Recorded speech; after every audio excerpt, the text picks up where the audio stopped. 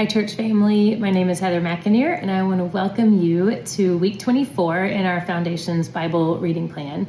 I hope you're enjoying your time in the scriptures, and this week we are going to continue on reading from a book of history, which is 2 Kings. We will read chapters 17 through 23 and continue to see this tale of kings that almost go back and forth like a tennis match between a righteous king and then an evil king, and those who are tearing down the high places and those who are building those altars and high places back up. And we will also balance this reading with some chapters from Jeremiah, chapters 1 through 3, 5, and then 25 through 29. And I love how we're weaving the books of prophecy with the history so that we can see the prophecies that were given to these kings and the way that these prophecies were fulfilled. I specifically love our memory verse. There's two, Jeremiah 1:15 and then Proverbs 29:18.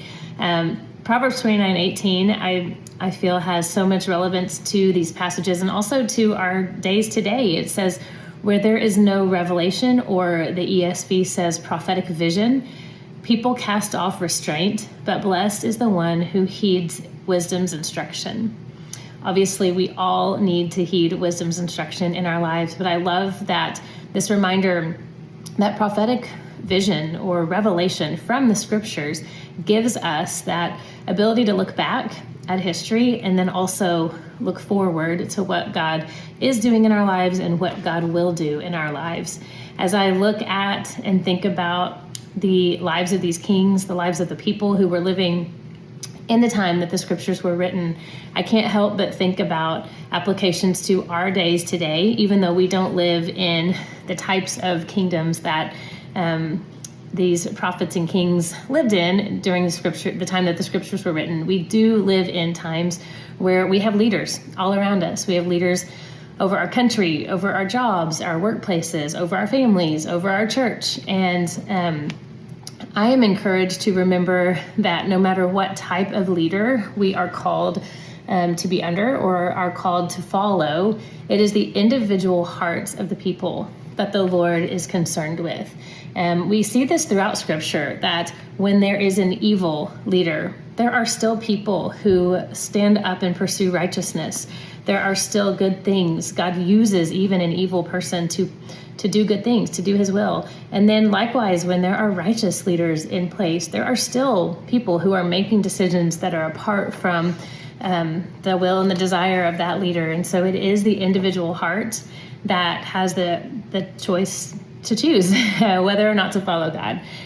For me, that's my biggest takeaway from these passages. It's a question that I'm asking myself today, and that is my heart open today to pursue the word and the ways of God?